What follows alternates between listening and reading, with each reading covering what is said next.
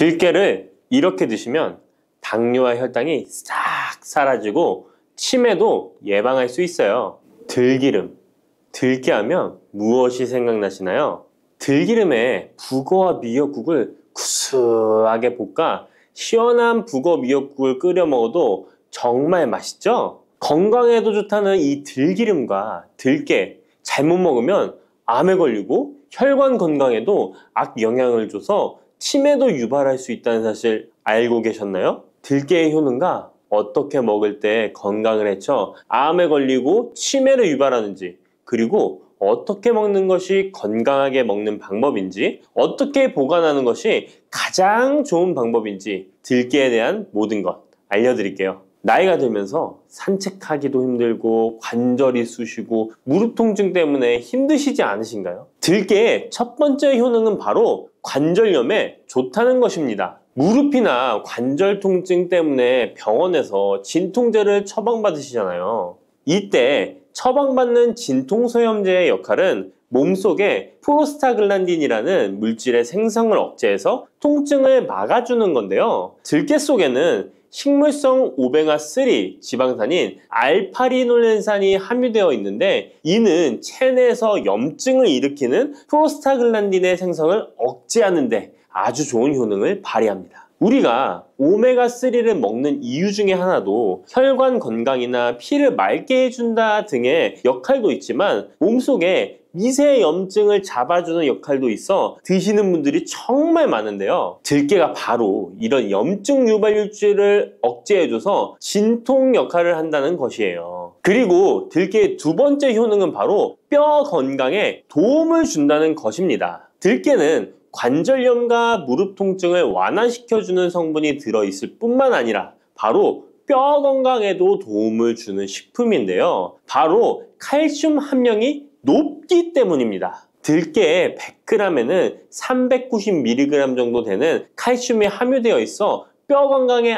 아주 도움을 줄 수 있는 좋은 식품이기도 합니다. 그래서 뼈 건강에 아주 도움을 줄 수 있는 좋은 식품이기도 합니다. 그래서 들깨를 꾸준히 섭취하면 골다공증 예방에도 참 좋은데요. 골다공증은 중년 이후 노화가 진행될 때 영양 불균형이 생기면서 많이 발병하게 되는데요. 여성의 경우 폐경 이후에 골밀도가 많이 감소해서 골다공증이 발생하는 경우가 많습니다. 노인의 골반 골절은 65세 이상은 30%가 1년 내에 사망하고 80세 이상은 50%가 2개월 내에 사망할 수 있으므로 노인의 뼈에 대한 관리는 매우 중요한데요. 골다공증의 관리는 뼈 건강을 유지하고 골절 위험을 줄이기 위해 중요합니다. 뼈 건강을 위해 들깨 꾸준히 섭취하는 게 좋겠죠? 나이가 들면서 깜빡깜빡하는 일이 잦아지고 기억력이 떨어져 고민되시는 분이 많으시죠? 이제 걱정하지 마세요. 세 번째 들깨 효능은 바로 뇌 건강, 뇌신경을 튼튼하게 해주고 기억력을 높여주며 치매를 예방하는 데 도움을 준다는 것입니다. 이렇게 좋은 효능이 있는 이유는 들깨에 바로 아까 잠깐 말씀드린 오메가3가 풍부하게 함유되어 있기 때문입니다. 오메가3는 등푸른 생선에 많이 함유되어 있다고 알고 계시잖아요. 이것은 동물성 오메가3고요. 식물성 오메가3인 알파리놀렌산이 들깨에 많이 함유되어 있는데요. 들깨에 함유된 지방산 중에서 60%가 바로 알파리놀렌산입니다. 이 알파리놀렌산은 뇌신경 보호에 탁월한 효과가 있는데요. 어떻게 뇌신경을 보호하느냐? 뇌신경에 염증을 일으켜 망가뜨리는 사이토카인이라는 물질이 있는데요. 이런 사이토카인 물질의 분비를 감소시키고요. 또 알츠하이머 치매 환자의 뇌에 많이 발견되는 비정상적인 단백질인 베타 아밀로이드도 바로 이 알파리놀렌산이 감소시키기 때문입니다. 참치에 많이 함유되어 있다는 DHA 들어보셨죠? DHA가 바로 대표적인 뇌기능 강화 물질인데요. 이 DHA가 기억을 높이는 데 도움을 주고 학습 능력 또한 좋게 하는데요. 이 DH는 체내에 합성되지 않아 식품으로 섭취를 해야 합니다. 들깨에 함유된 알파리놀렌산이 흡수될 때 바로 이 DHA로 전환이 됩니다. 어린이 전용 오메가3 같은 경우도 성인보다는 EPA보다 DHA 함유량이 높은 영양제도 많죠? 들깨가 뇌신경, 뇌 건강에 좋은 이유가 바로 이겁니다. 네 번째 들깨의 효능은 심장을 건강하게 하고 뇌혈관의 노화를 막아주는데 도움을 준다는 것입니다. 알파리놀렌산이 체내에 흡수될 때 DHA로 변환된다고 했잖아요. 그뿐 아니라 바로 EPA로도 변환이 되는데요. 이 EPA가 어떤 역할을 하냐면 바로 혈소판 응집을 억제해 혈관에 혈전이 생기는 것을 방지하는 효능이 있습니다. 그리고 혈관을 튼튼하게 하는 효능과 혈액의 중성지방과 나쁜 콜레스테롤인 LDL을 낮추고 좋은 콜레스테롤인 HDL을 높여주는 역할도 합니다. 미국의 심장협회에서는 허혈성 뇌졸중, 심장마비로 인한 돌연사, 관상동맥 질환 등의 위험을 감소시키기 위해 매주 1에서 2회 이상 오메가3 지방산이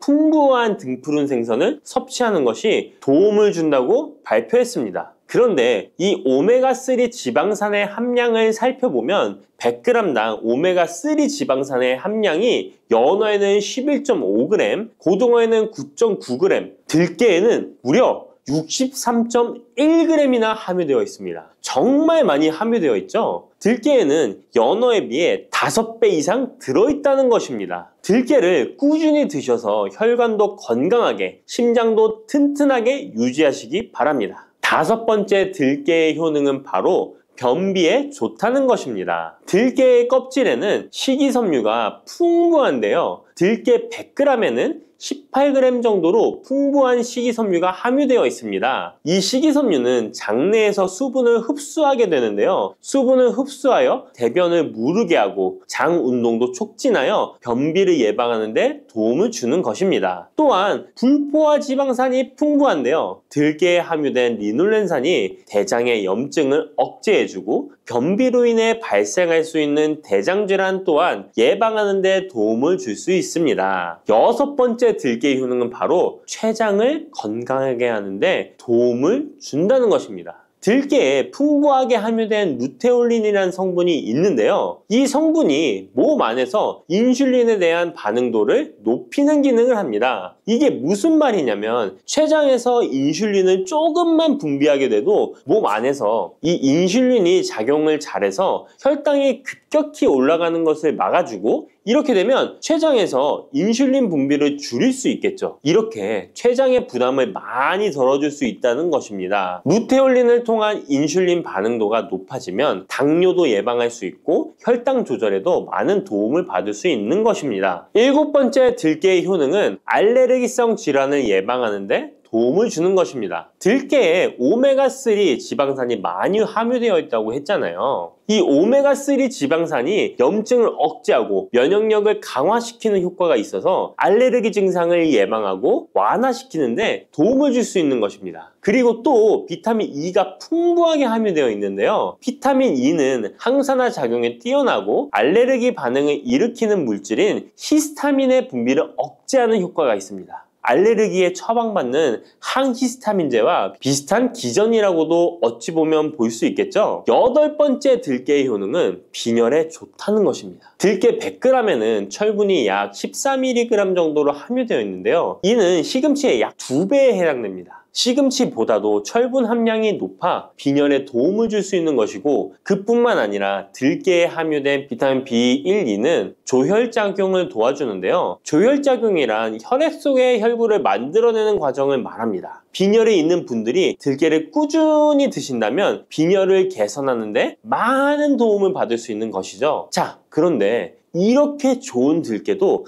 가장 취약한 단점이 있습니다.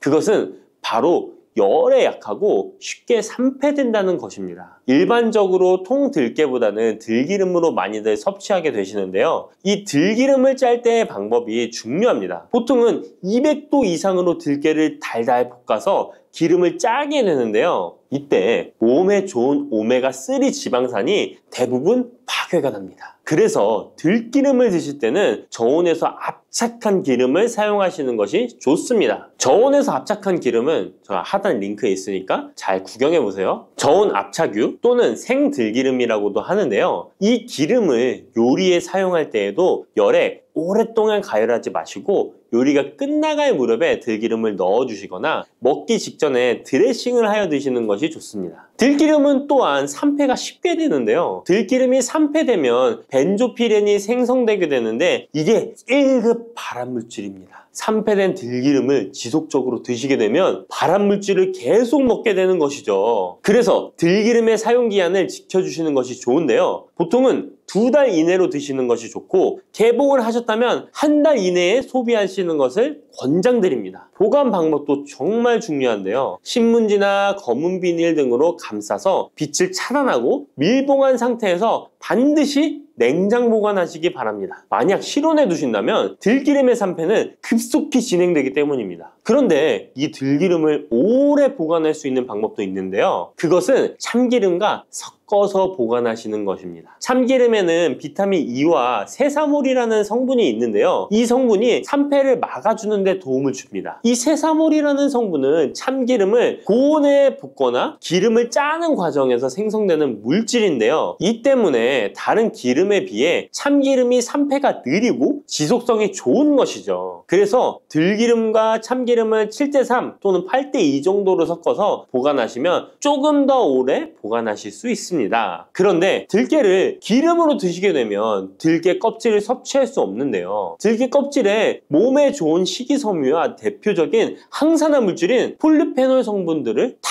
버리게 되는 것입니다. 그래서 들깨를 제대로 드시려면 들기름보다도 통들깨 자체로 드시는 것이 좋습니다. 마트에 가면 통들깨보다도 들깨 가루를 많이 판매하시는데요. 들깨 가루는 산패가 빨리 되기 때문에 통들깨를 구매해 드시길 바랍니다. 통들깨를 구매하시면 그 안에 작은 돌이라든지 이물질이 들어있어 세척을 잘 해주셔야 되는데요. 세척하는 방법 알려드릴게요. 먼저 들깨를 물에 담가 씻어줍니다. 그리고 물 위에 뜨는 것만 채로 걷어 옮겨주시기 바랍니다. 그렇게 하면 바닥에 이물질만 남는데요. 이것을 버리고 또 물에 담가 씻어주고 물 위에 뜨는 것만 채로 걷어 옮겨주시면 됩니다. 이 같은 작업을 3번, 4번 반복해주면 되는데요. 이렇게 하면 통들깨를 깨끗하게 세척할 수 있습니다. 깨끗하게 세척한 통들깨는 자연 건조해 주셔도 되긴 하지만 시간이 오래 걸리니 팬에 담아 약한 불로 건조시켜 주시거나 쉬운 방법은 전자레인지를 이용하시면 됩니다. 전자레인지를 이용한 건조 방법 알려드릴게요. 세척한 통들깨를 접시에 담아 주시고요. 이렇게 해서 5분 정도 돌려주시고요. 상태를 확인해 줍니다. 아직 덜 건조되었을 거예요. 한 번에 오랜 시간 전자레인지에 돌리면 들깨가 탈 수 있으니까 이렇게 5분 정도씩 돌려가며 상태를 확인해 주면서 완전히 건조될 때까지 이 작업을 해주시면 됩니다. 완전히 건조된 통들깨는 그냥 스푼으로 떠서 드셔도 되고요. 먹을 만큼씩 믹서기에 갈아서 음식에 넣어 드셔도 되고 통들깨 자체로 음식에 넣어 드셔도 됩니다. 이렇게 하시면 들깨를 산패되지 않은 상태로 신선하고 건강하게 버리는 것 없이 드실 수 있습니다. 블루베리는 세계 10대 건강식품에 들어갈 만큼 우리 몸을 건강하게 하는데 도움이 되는 과일입니다. 최근 10년간 소비량이 가장 많이 늘어난 과일이기도 한데요. 특히 50대 이상에서 급속도로 섭취량이 늘어나고 있습니다. 이렇게 섭취량이 급속도로 올라가고 있는 이유는 블루베리가 먹기에도 편하고 건강에도 좋다고 알려져 있기 때문인데요. 냉동 블루베리의 판매량도 함께 증가하고 있습니다. 냉동 블루베리를 씻지 않고 그냥 드시는 분들이 많아지고 있는데요. 누구는 그냥 먹어도 된다. 어떤 사람은 반드시 씻어서 먹어야 된다. 의견이 분분합니다. 영상을 통해서 블루베리를 먹는 방법과 블루베리의 효능, 함께 먹으면 안 되는 음식과 함께 먹으면 좋은 음식까지 블루베리에 대한 모든 것 알려드리겠습니다. 먼저 냉동 블루베리 씻어야 되느냐 그냥 먹어도 되느냐. 완벽하게 정리해드리겠습니다. 결론부터 말하자면 씻어서 드시는 것이 안전하다입니다. 먼저 냉동 블루베리를 구입하셨다면 식품의 유형을 확인하시기 바랍니다. 식품의 유형에 과체 가공품이라고 적혀 있다면 씻어서 냉동한 블루베리이기 때문에 그냥 드셔도 되긴 합니다. 그런데 식품 유형에 농산물이라고 표기되어 있다면 이것은 씻지 않고 냉동되어 유통된 블루베리이기 때문에 반드시 씻어서 드시는 것이 좋습니다. 그런데 간혹 식품의 유형이 표기되어 있지 않은 제품들도 있는데요. 이런 제품도 씻어서 드시는 게 좋겠죠? 2022년 한국소비자연맹에서 현재 시중에서 판매되고 있는 냉동과일, 블루베리, 망고, 딸기 등의 제품을 선정하여 안정성 평가를 했는데요. 과체 가공품 같은 세척과일 제품에서 미생물, 잔류농약, 곰팡이, 독소 등의 검사에서 규격 기준에는 적합하긴 했지만 미생물과 잔류농약이 검출된 제품들도 있었습니다. 이 자료를 바탕으로 한다면 냉동 블루베리 제품도 이미 씻어서 유통이 되고 있다고 할지라도 한번 씻어서 드시는 것이 좋겠습니다. 블루베리를 씻는 방법은 흐르는 물에 30초 정도만 씻어주면 되는데요. 깨끗이 씻는다고 블루베리를 물에 오래 담가두거나 흐르는 물에서도 오래 씻으면 안 됩니다. 블루베리에 함유된 안토시아닌 성분은 수용성이기 때문에 영양소가 다 빠져나가 버릴 수 있습니다. 잔류농약 또한 수용성이기 때문에 흐르는 물에 30초 정도만 씻어도 충분하니까 걱정하지 말고 드셔도 됩니다. 블루베리는 특별히 생과일보다 냉동 블루베리가 안토시아닌의 함량이 높아집니다. 시드니의 뉴사우스 웨일즈 대학의 연구진이 블루베리를 건조, 냉장, 냉동했을 때 핵심 영양소가 어떻게 변화되는지 실험을 했는데요. 안토시아닌의 함량이 블루베리 1g당 생과일일 때 7.2g이었는데 냉장 보관하여 2주가 지났을 때 5.7mg으로 줄었고 건조했을 때는 4.3mg으로 더욱 줄었습니다. 그런데 냉동 한 달 후에는 8.1mg으로 생과일 때보다 늘어났고 냉동 3달이 지나자 7.9mg으로 소폭 줄었지만 역시 생과일 때보다는 많은 함량이 확인되었습니다. 실험 결과만으로만 보면 블루베리는 냉동으로 드시는 것이 가장 많은 영양 성분을 섭취할 수 있다는 말이 되겠네요. 추가로 눈 건강이나 심혈관 질환, 당뇨 등에 도움이 많이 되는 이 안토시아닌 함량이 개런티된 영양제도 많이 나와 있으니 꼭 블루베리, 빌베리와 같은 영양제를 드시려면 건강기능식품으로 제조된 안토시아닌 함량이 최소 50mg 들어있는 제품을 드시면 좋겠죠? 그렇다면 다른 채소나 과일은 냉동했을 때 핵심 영양소의 함량이 어떻게 될까요? 영양소에 따라 보존력이 강한 것도 있고 약한 것도 있는데요. 딸기의 한 종류인 라즈베리는 폴리페놀이 핵심 영양소인데요. 생과일 때보다 냉동일 때 킬로그램당 폴리페놀의 함량이 100mg 정도 상승하는 것으로 나타났습니다. 당근의 경우에는 핵심 영양소가 베타카로틴인데요. 냉동 보관했을 때 3개월이 지나면 베타카로틴의 함량이 현저히 감소하는 것으로 확인되었습니다. 이렇듯 냉동 채소, 냉동 과일은 핵심 영양 성분에 따라 함량이 높아질 수도 있고 낮아질 수도 있습니다. 냉동 블루베리를 구입하셔서 보관할 때는 주의할 사항이 있습니다. 판매되는 냉동 블루베리는 대량으로 포장되어 있는데요. 한 번에 드실 수 없는 양이죠. 냉동 블루베리는 해동해서 드시게 되면 녹으면서 안토시아닌까지 함께 녹아 나오기 때문에 냉동실에서 꺼내 바로 드시는 것이 좋습니다. 혹시나 해동이 되었다면 다시 냉동하시면 안 됩니다. 해동이 되면서 미생물이 증식을 하게 되며 그 상태로 냉동을 하면 미생물까지 함께 냉동이 되고 그것을 드시게 되면 복통, 설사를 유발할 수 있습니다. 자, 이제 블루베리의 효능에 대해 알아보겠습니다. 블루베리의 핵심 영양소인 안토시아닌은 폴리페놀의 일종으로 식물에 많이 함유된 청자색을 띠는 성분인데요. 블루베리의 색깔이 짙은 보라색을 띠는 것이 바로 안토시아닌 때문입니다. 안토시아닌의 과일별 함량에서는 빌베리, 블루베리가 가장 높은 함량을 가지고 있는 것으로 알려져 있는데요. 안토시아닌 함량이 높고 좋은 빌베리, 블루베리일수록 드셨을 때 입안에 보랏빛으로 착색이 심하게 되는 경우가 많아요. 인공색소가 아니기 때문에 전혀 걱정 안 하셔도 되고 10분 정도 지나면 자연히 없어지니 시중 빌베리, 블루베리가 포함된 건강기능식품을 드셨을 때 착색이 되더라도 전혀 걱정 안 하셔도 됩니다. 안토시아닌의 가장 큰 효능은 눈을 건강하게 한다는 것입니다. 안토시아닌은 로놉신의 제합성을 촉진하여 시력을 보호하고 백내장, 안구 건조증, 망막염 등의 눈 질환을 예방합니다. 눈의 피로와 노화를 방지하며 초기 근시도 예방하는 것으로 알려져 있습니다. 또한 강력한 항산화 물질인 안토시아닌은 체내 활성산소를 제거하여 세포의 노화를 방지해 주는데 뇌세포의 노화까지 예방을 합니다. 폴리페놀 성분인 안토시아닌은 뇌의 신경세포를 보호하고 신경 전달 물질의 분비를 촉진하여 뇌의 기능도 향상시키며 뇌의 해마를 자극하여 기억력을 향상시키고 치매를 예방하는 데에도 효과적입니다.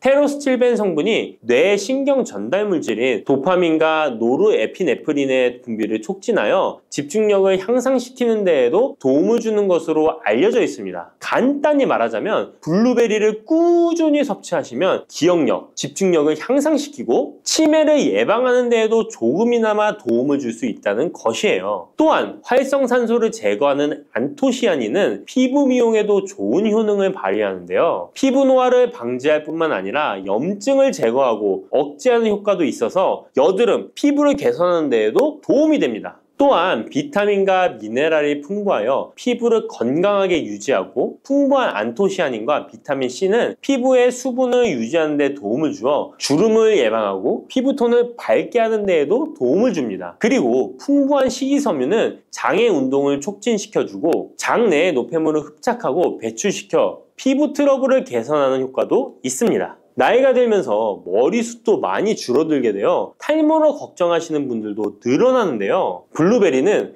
탈모 예방에도 효과적이에요. 블루베리의 안토시아닌은 튼튼한 모발이 자라날 수 있도록 모낭세포를 자극해주고 두피세포의 노화를 예방하여 탈모를 예방하게 되는 것입니다. 또한 블루베리에 함유된 비타민C는 머리카락 조직 형성에 필수적인 성분이고 콜라겐 생성을 촉진하여 모발을 강화하고 두피 건강을 증진하는 데에도 도움이 됩니다. 항산화 성분인 안토시아닌은 머리카락 세포를 손상시키는 자유라디칼을 제거하고 머리카락 손상을 예방하는 데 도움이 되어 탈모를 예방하는 것입니다. 블루베리는 당뇨의 위험이 있는 분들에게 특히 도움이 되는데요. 블루베리는 혈당 수치를 낮추어주고 당분을 에너지원으로 사용하는 신진대사의 과정을 촉진해주는 효능이 있습니다. 미국의 당뇨병 협회는 블루베리를 당뇨병 슈퍼푸드라고 부르며 블루베리를 꾸준히 섭취하면 인슐린 감수성을 향상시키고 혈당을 낮추는 데 도움이 된다고 발표했습니다. 블루베리에 대한 연구를 진행했는데요. 하루에 150g의 블루베리를 섭취한 실험군은 혈당 스파이크의 발생이 낮아졌고 인슐린 수치 또한 낮아진 것으로 확인되었다고 발표했습니다. 블루베리에 함유된 안토시아닌 뿐만 아니라 칼륨, 비타민 B6는 심장 건강을 지키는 데 도움을 주는데요. 이 성분들은 체내 콜레스테롤과 혈액의 지방을 감소시켜 혈액순환을 원활하게 해줍니다. 이런 효능으로 심장마비나 협심증을 일으키는 죽상동맥경화증을 예방하는 데 도움을 주게 됩니다. 또한 호모시스테인이 체내에 과하게 축적되면 혈관을 손상시키고 혈전을 생성하여 심장마비, 뇌졸중 등의 심혈관 질환을 유발할 수 있는데요. 블루베리의 풍부한 엽산과 비타민 B6는 호모시스테인의 축적을 방지하여 심혈관 질환을 예방할 수 있습니다. 블루베리는 많이 드시는데 블루베리 잎에는 관심이 별로 없는 것이 사실인데요.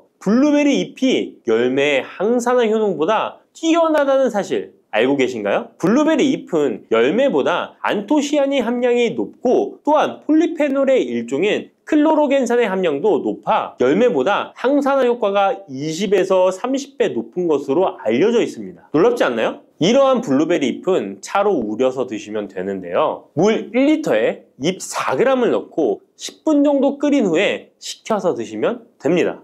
블루베리가 새콤달콤한 맛이 난다면 블루베리 잎차는 구수한 맛이 나는 것이 특징입니다. 이렇게 좋은 블루베리도 함께 먹으면 안 되는 음식이 있는데요. 바로 우유입니다. 깜짝 놀라지 않으셨나요? 보통 냉동 블루베리를 우유와 함께 믹서기에 갈아서 주스로 많이 드시는데요. 이렇게 되면 블루베리의 영양소가 파괴됩니다. 국제의학바이오 저널의 연구에 따르면 블루베리의 폴리페놀 성분과 우유 단백질의 친화성 때문에 블루베리와 우유를 함께 먹게 되면 블루베리의 항산화 성분이 대부분 파괴된다고 발표했습니다. 그리고 우유에 함유된 칼슘은 블루베리의 안토시아닌과 만나면 칼레이드화 되는데요. 이것은 둘이 결합하여 덩어리를 만든다는 것입니다. 이렇게 덩어리가 된 물질은 불용성 침전물로서 체내에서 녹거나 흡수되지 않고 몸 밖으로 배출되게 됩니다. 이 과정에서 체내에 머물며 소화되지 않기 때문에 위와 장에 큰 부담을 주게 됩니다. 이 때문에 블루베리와 우유를 자주 섭취하시거나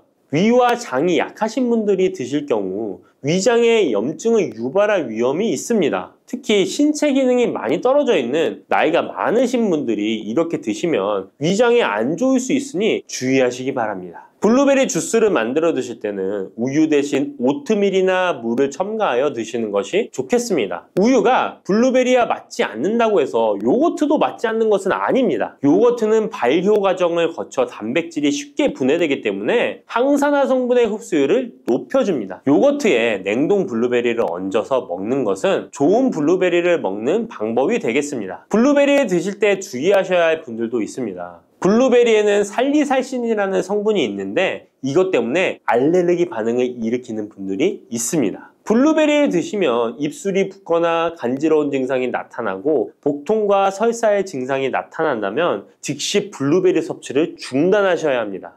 그리고 블루베리에는 혈액을 묽게 만드는 비타민 K가 풍부하게 함유되어 있는데요. 심장질환이나 뇌혈관 질환 등으로 이미 아스피린과 같은 혈전 용해제를 복용하고 계신 분들이 블루베리를 과잉 섭취하게 되면 문제가 발생할 수 있으니 섭취를 주의하셔야 합니다. 또한 사람에 따라서 블루베리가 일시적으로 혈당을 낮추는 효과가 있기 때문에 당뇨가 있는 분들이 블루베리를 과잉 섭취할 경우에 저혈당 증세도 나타날 수 있습니다. 어떤 음식이든 각자 자신의 체질에 맞게 드시는 게 가장 좋겠습니다. 물렁한 복숭아 좋아하세요? 아니면 딱딱한 복숭아 좋아하세요? 사람들마다 본인이 좋아하는 복숭아의 종류가 따로 있죠. 백도, 황도, 천도, 요즘엔 신비 복숭아라는 것도 인기가 참 많은 것 같습니다. 냉장고에 뒀다 먹으면 달콤하고 부드럽고 향긋한 복숭아는 참 맛이 좋은데요. 여름철 대표 과일 중 하나인 복숭아도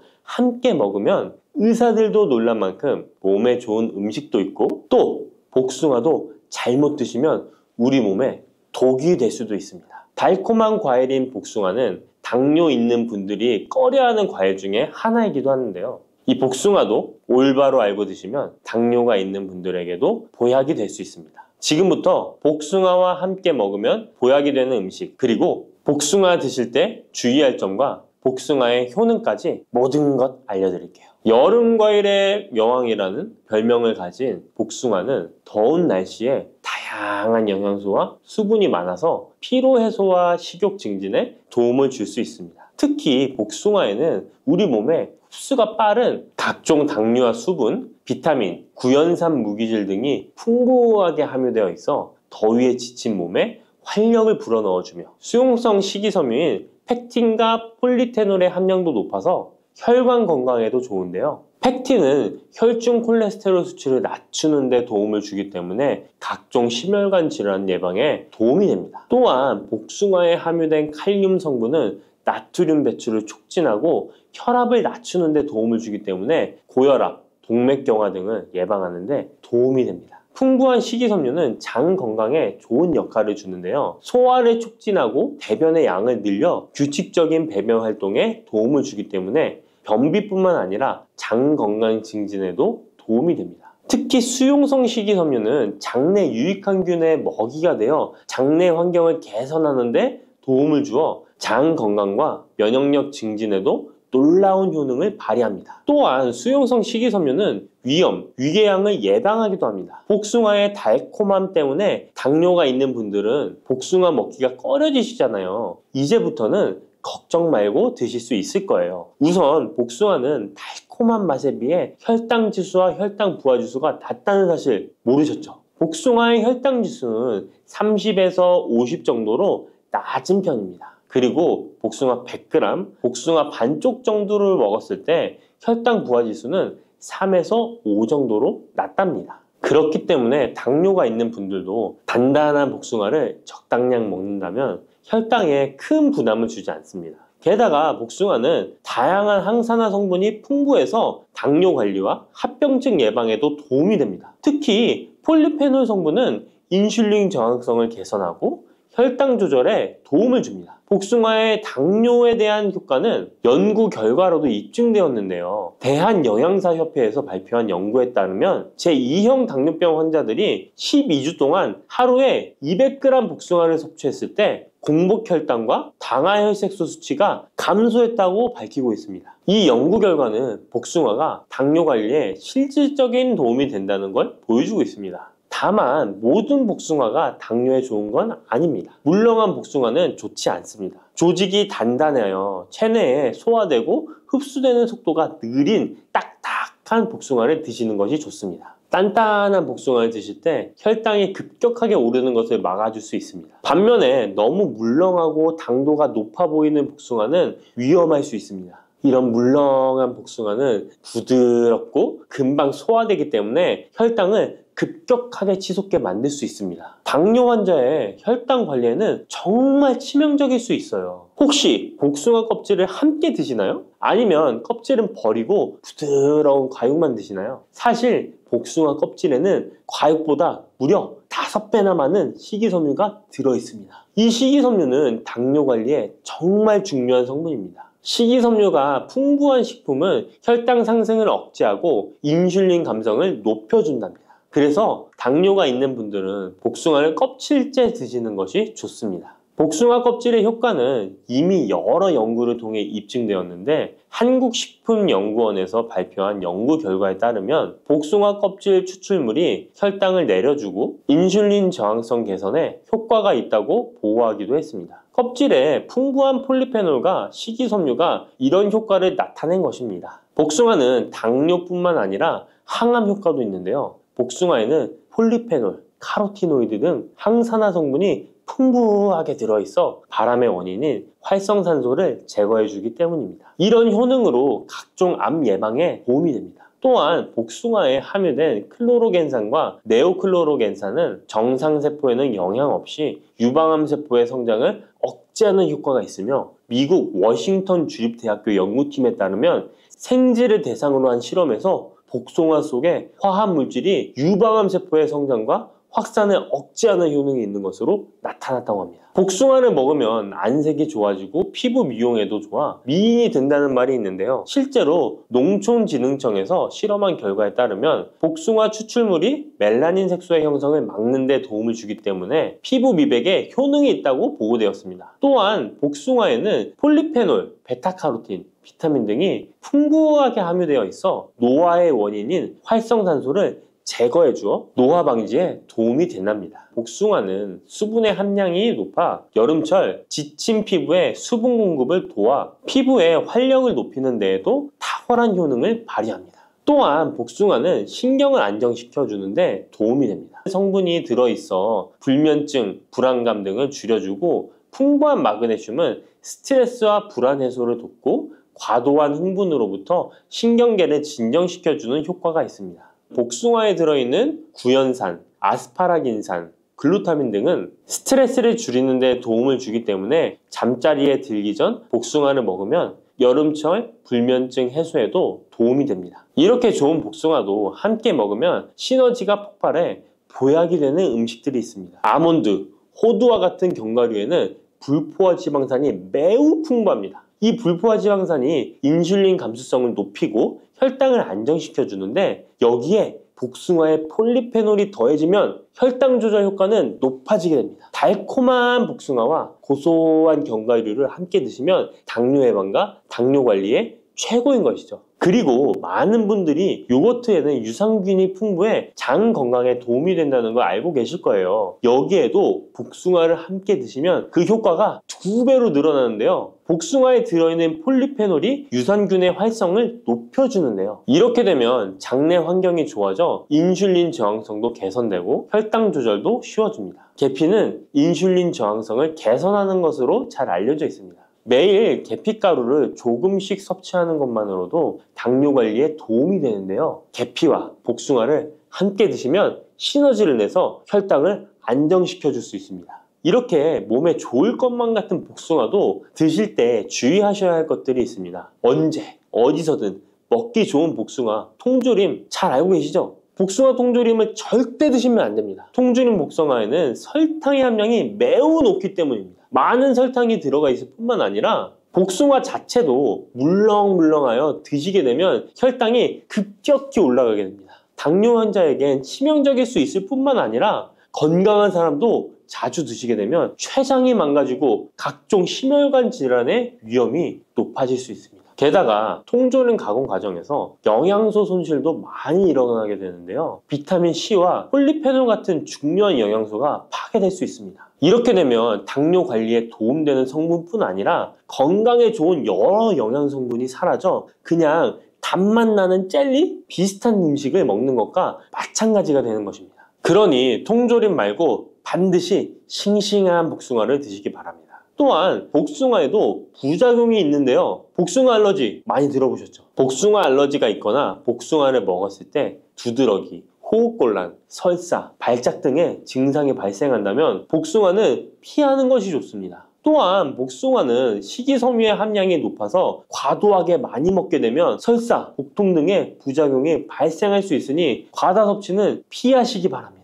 지방 함량이 높은 음식과 함께 섭취하면 복숭아의 유기산이 지방 분해를 막아 배탈을 유발할 수 있습니다. 복숭아 씨앗에는 아미그달린 성분이 많이 들어있기 때문에 과다 섭취 시 사이안화물 중독에 의해 구토나 간 손상, 호흡곤란, 동공 확장, 현기증 등의 부작용이 발생할 수 있으니 복숭아 씨앗 섭취는 절대 하시면 안 됩니다. 복숭아 보관은 어디에? 어떻게 하시나요? 냉장고 아니면 상온에 보관하실 텐데요. 일단 복숭아는 구입한 당일이나 다음날 바로 드시는 것이 좋습니다. 상온에서 2에서 3일 정도 보관했다가 드시면 맛이 가장 좋습니다. 그런데 구매한 양이 많아 전부 못 드시게 되면 냉장 보관하시기 바랍니다. 냉장 온도는 5도 정도의 온도로 유지해 주는 것이 좋습니다. 너무 차갑게 하시면 단맛이 떨어질 수 있으니 추천드리지 않습니다. 그러면 냉장 보관한 복숭아는 바로 꺼내 먹어도 될까요? 시원해서 좋을 수 있지만 먹기 1시간 전에 꼭 상온에 꺼내 두었다가 드시는 것을 추천드립니다. 8도에서 13도 사이가 복숭아가 가장 맛있는 온도입니다. 상온에 잠시 두면 냉장고의 차가운 온도가 풀리면서 복숭아의 달콤함이 살아납니다. 여러분, 달콤 쌉쌀한 계피 좋아하시나요? 저는 향긋한 수정과도 좋아하고 계피가루를 얹은 라떼도 매우 좋아하는데요. 계피는 단순히 향긋한 맛을 주는 향신료 이상의 효능을 가지고 있다는 것 알고 계신가요? 우리가 몰랐던 계피의 효능, 함께 먹으면 좋은 음식들, 그리고 주의할 점까지 자세히 알려드릴게요. 첫 번째 계피의 효능은 바로 암 예방 효과입니다. 계피는 항산화 성분이 풍부한 음식인 거 아시나요? 우리나라뿐만 아니라 전 세계적으로 계피는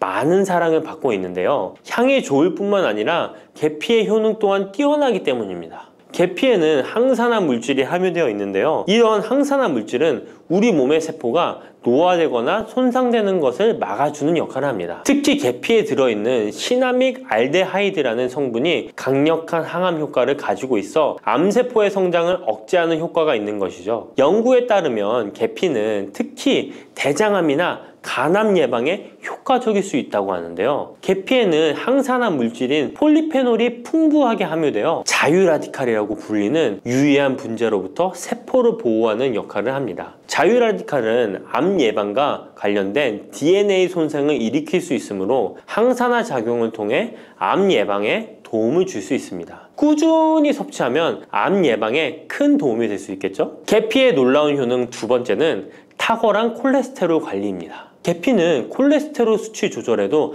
아주 유익한 식품인데요. 계피에 포함된 식이섬유와 폴리페놀 성분이 이와 같은 효능을 나타내는데 이 성분들이 혈관을 깨끗하게 유지하는데 중요한 역할을 한다고 합니다. 여러 연구에 따르면 계피에 포함된 성분들이 혈중 나쁜 콜레스테롤 LDL을 감소시키고 좋은 콜레스테롤 HDL을 증가시키는데 도움을 주고 있다고 합니다. 이는 계피에 함유된 특정 화합물이 콜레스테롤의 흡수를 억제하고 간에서 콜레스테롤의 생성을 감소시키는 작용을 할 수 있다는 것을 의미합니다. 계피는 체내에서 지방의 축적을 막고 혈관의 건강을 유지하는 데도 중요한 역할을 한다고 알려져 있죠. 고지혈증이나 고콜레스테롤 혈증은 심혈관 질환을 일으킬 수 있는 중요한 위험 요소로 알려져 있는데요. 계피는 이런 위험 요소를 관리하는 데 도움을 줄 수 있답니다. 따라서 계피를 적당히 섭취하면 콜레스테롤을 관리하는 데 유익하다고 할 수 있습니다. 심혈관 질환이 걱정되시는 분들에게는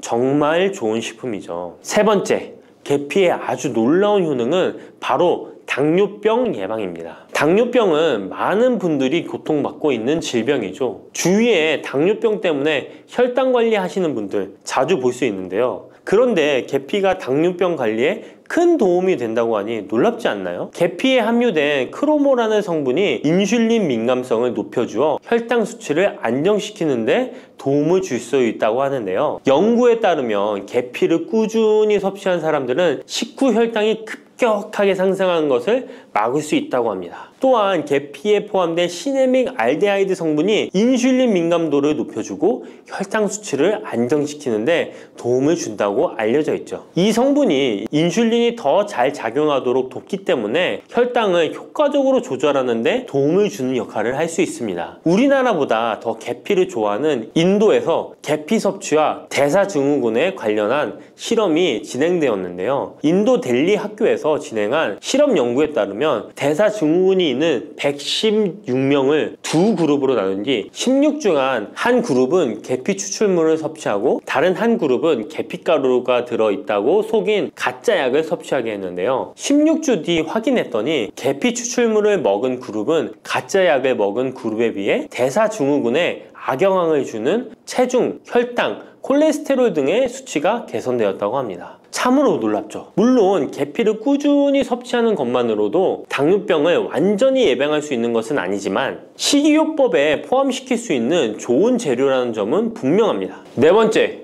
계피의 놀라운 효능은 바로 항염작용입니다. 계피가 항염작용까지 있다니 참 신기하죠? 계피에는 항염증 작용이 있는 화합물이 함유되어 있는데요. 계피에 들어있는 시나믹 알데하이드 성분은 염증을 줄이는데 효과적이라고 연구 결과도 있습니다. 이 성분은 몸속 염증 반응을 억제해 주어 관절염, 근육통, 염증성 질환이 있는 분들에게 매우 유익한 식품이죠. 특히 체내에서 발생하는 염증은 만성적인 질환을 유발할 수 있기 때문에 이를 예방하는 것이 중요한데요. 계피를 섭취하면 몸속 염증을 낮춰주는데 도움을 줄 뿐만 아니라 면역력 강화에도 긍정적인 영향을 미친다고 알려져 있습니다. 겨울철에는 찬바람과 습기로 인해 염증이 쉽게 발생하는데 계피를 섭취하면 몸을 따뜻하게 해주고 염증을 예방하는 데 도움이 됩니다. 계피 섭취가 일상적인 건강 유지, 특히 쌀쌀한 겨울에 아주 좋은 영향을 미친다고 할 수 있죠. 그렇다면 이것들과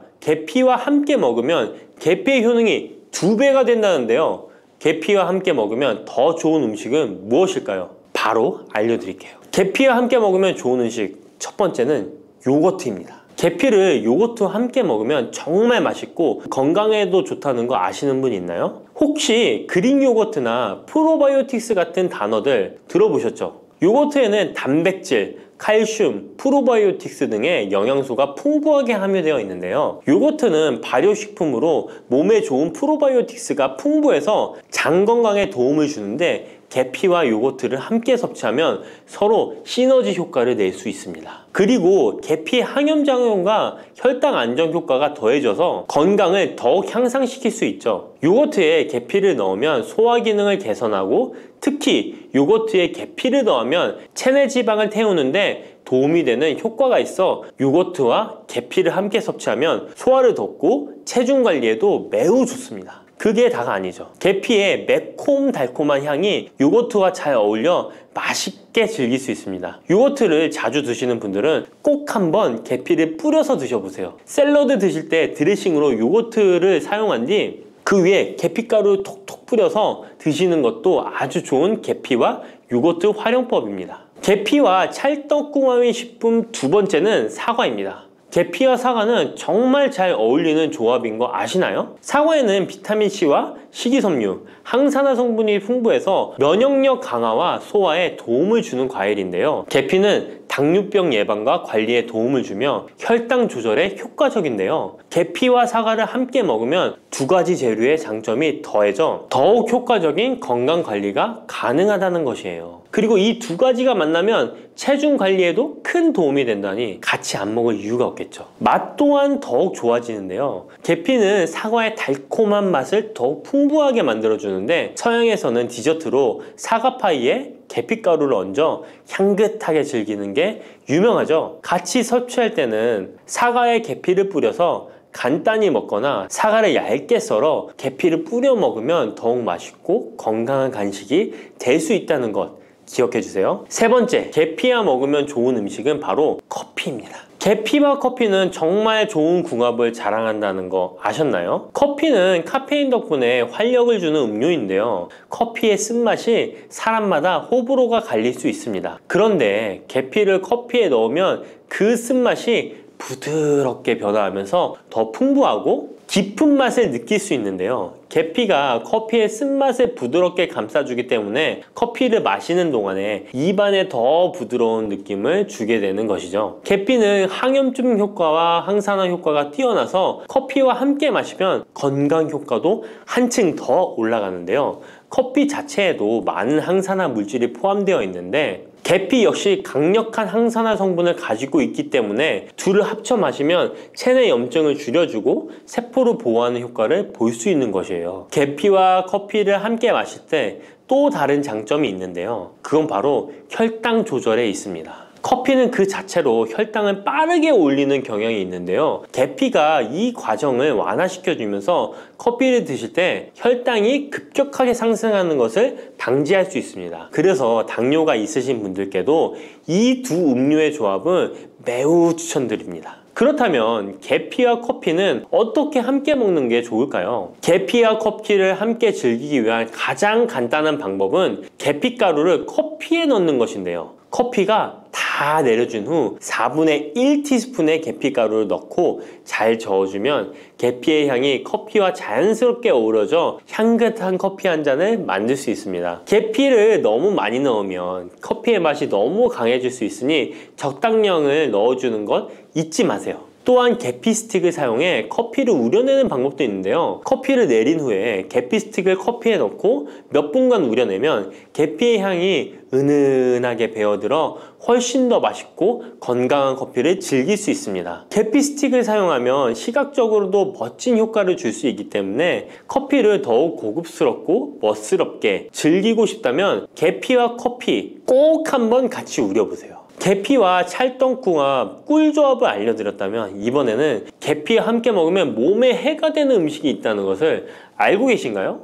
그것은 바로 귤이나 자몽, 레몬 같은 시트러스 계열의 과일인데요. 계피와 시트러스 계열 과일을 함께 먹으면 안 되는 이유 바로 알려드릴게요. 많은 분들이 시트러스 계열 과일, 예를 들어 오렌지나 레몬을 좋아하시는데요. 이 과일들은 비타민C가 풍부하고 상큼한 맛이 참 일품이죠. 하지만 계피와 시트러스 과일을 함께 먹을 때는 주의가 필요한데요. 계피의 주요 성분 중 하나인 시나몰은 계피가 가진 가장 독특한 향을 만들어내는 성분. 계피의 주요 성분 중 하나인 시나몰은 계피가 가진 독특한 향을 만들어내는 성분인데 이 시나몰이 시트러스 계열 과일의 산성 성분과 결합하면 위에서 소화가 잘 되지 않거나 불편한 증상을 유발할 수 있습니다. 특히 속쓰림이나 위경련이 일어날 수 있는데요. 이는 계피와 시트러스 과일이 소화효소의 분비를 방해하고 서로 반응하면서